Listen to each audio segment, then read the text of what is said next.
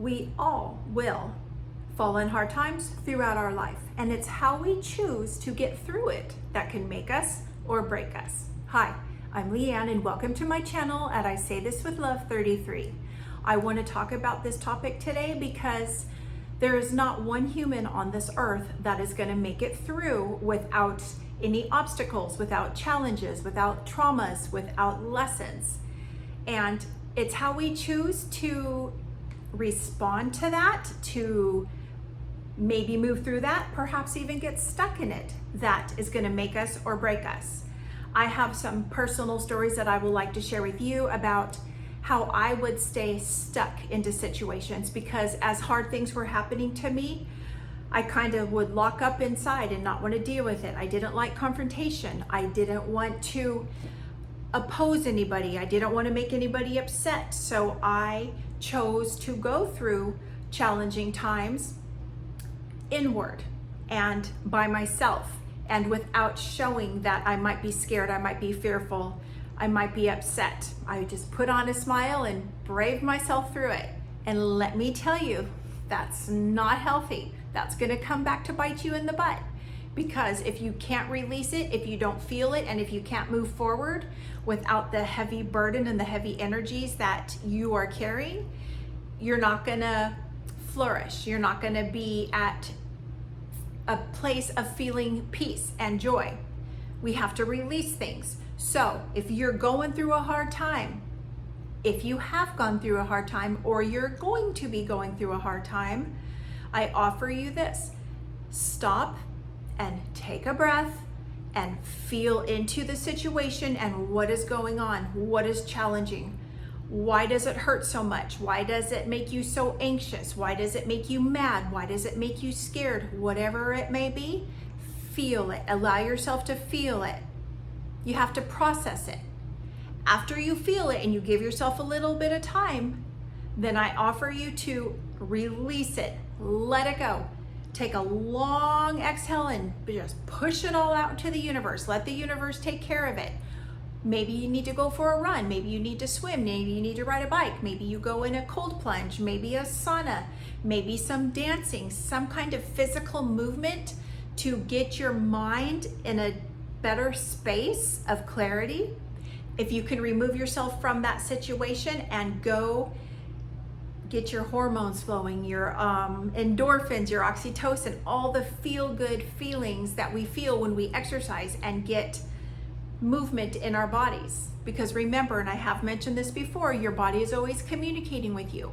And when we can learn to listen to our body, we can take that next step of getting closer to peace and bliss.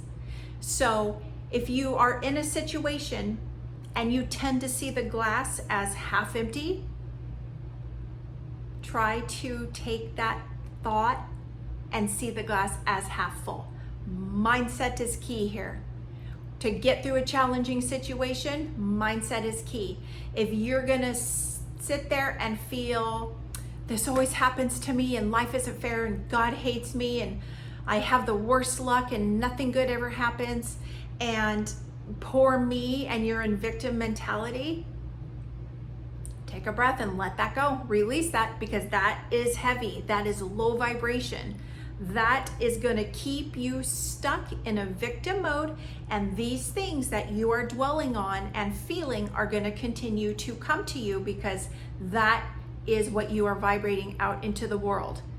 And when you can see the glass as half full, and if you're in a challenging time, you can say, what is this teaching me? What is the lesson in it for me? How can I make a change if I want to? Because I am the creator of my life, and if I want to make a change, I can. Nobody out there can. The only person that can make a difference in my life is me. And if you say that to yourself and you resonate with that and you feel that, good things are going to be coming to you. You're vibrating higher. You're vibrating love and flow. And when we can learn to flow through these challenging times of life, it's going to be easier. So there's always polarity in everything, like there's the sun and the moon, there's darkness, there's lightness, there's yin and there's yang, there's challenging times, there's beautiful times. There's an opposite of everything. And we know we're going to go through challenging times in our life. We don't know when, we don't know how, we don't know what. And we know we're going to go through beautiful, amazing times in our life. We don't know when, we don't know how, we don't know what. But when we can get to a solid space within and find our inner peace, our inner light, our inner strength, when we get to those challenging times, we can deal with it and move through it and release it much easier than prior. So if you're aware of it, take note and give yourself grace, allow yourself time, allow yourself rest, allow yourself to feel any emotions that you might feel, because instead of stuffing them down and stopping them, let them happen. Give yourself time.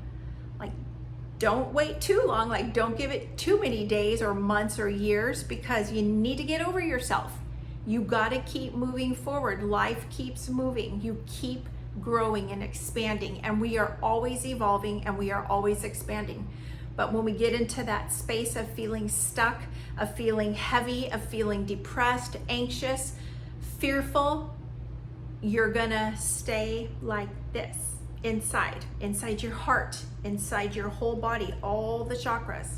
Your energetic body, your physical body is gonna be stuck, and you will feel it, and you will start to be depressed and anxious, and you're gonna start to get sick, and you're gonna start to have all the horrific things that you're so fearful of start coming into play, because you want to change that mindset to a positive one, and also not toxic positivity, not allowing shitty things to happen to you and you're just like, yeah, okay, it's okay. No, embrace it. When challenging times come, feel it, release it, let it go, move forward, get over yourself. It happened. Maybe you didn't make a good choice. Maybe you said something that hurt somebody. Maybe you made a mistake. It's okay. It's okay, because everything happens the way it's supposed to happen, exactly when it happens, and we are all perfectly imperfect. So you can make a mistake. It's okay. Don't hold on to that shame of you not doing what you think you needed to do, or you maybe hurt somebody's feelings, or you did this, or you said that. You can go back and apologize.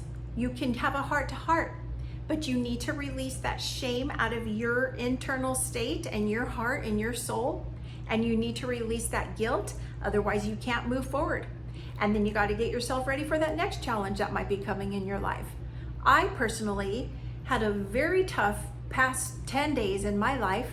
Unexpectedly, everything was beautiful and going smooth, and I was having a good old schedule and everything was beautiful. I choose to live my life in this space where I just flow and I just have surrender to whatever it is. And then I got a little bit tested, and my grand dog, so the first grandchild in my family before the little humans came around that I absolutely adore, my grand dog had been diagnosed with a lump in her leg of having bone cancer. So the choices were to amputate the leg, go through some horrific therapy treatment, or put her down.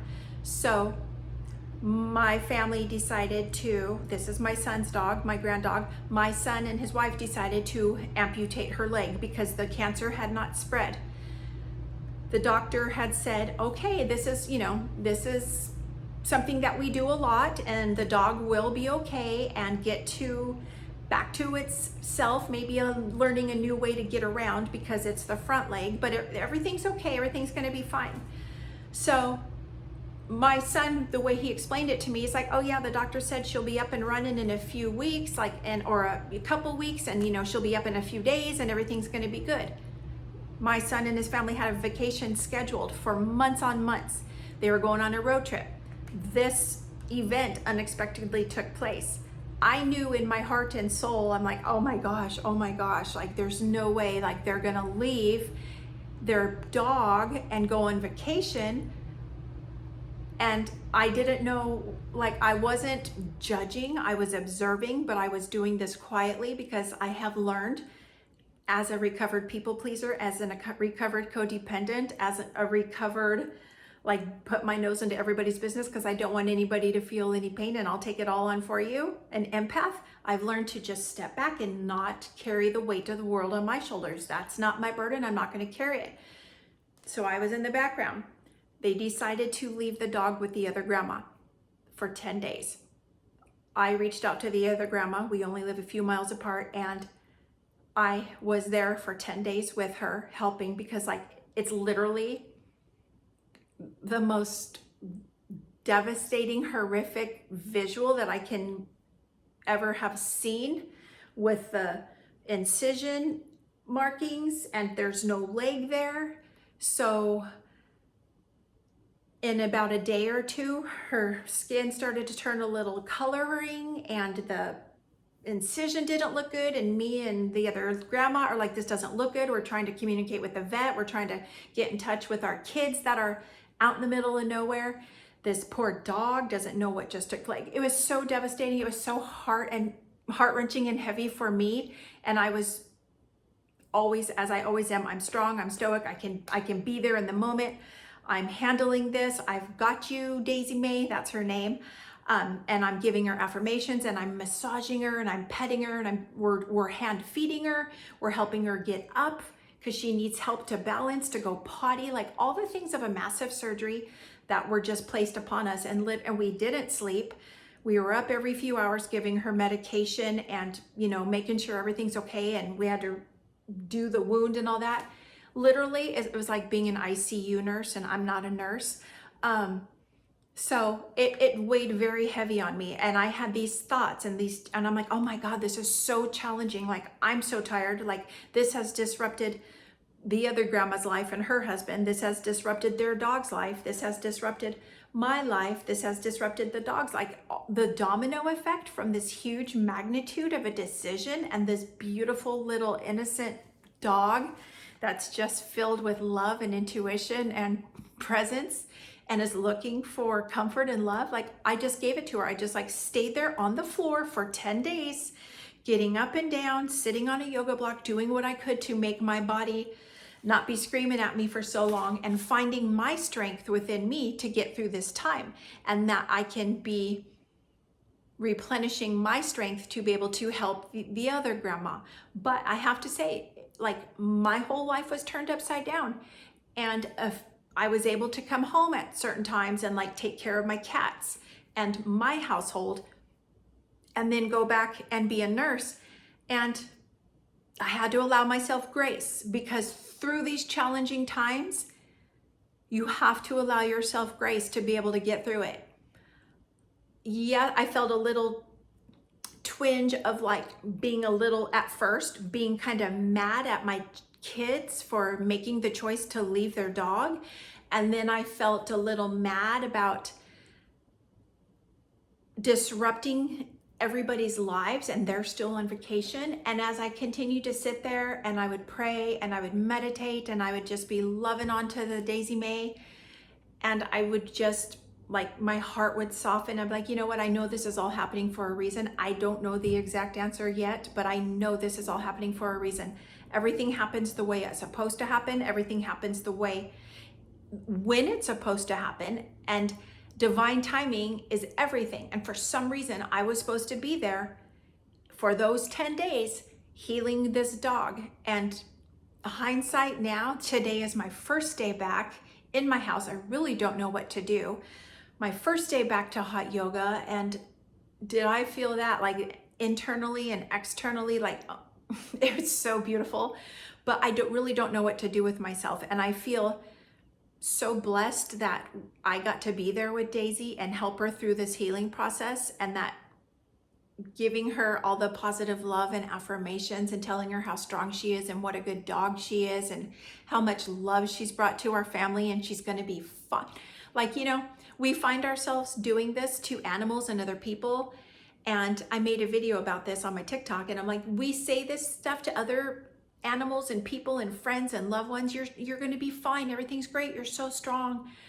And then it really made me think about, we don't really do that for ourselves. If something's going on with us and we're like, you're stupid, you're not strong, you're so weak, you should be so much farther along, So like through this challenging time, I've learned a little bit even more to soften on myself and just allow my body. When I would come home, I would just allow my body to lay down, because you know what? It's so emotionally heavy to see her, to see the wound, to know the challenges she has, to see the challenges that she was going through because she did end up getting an infection.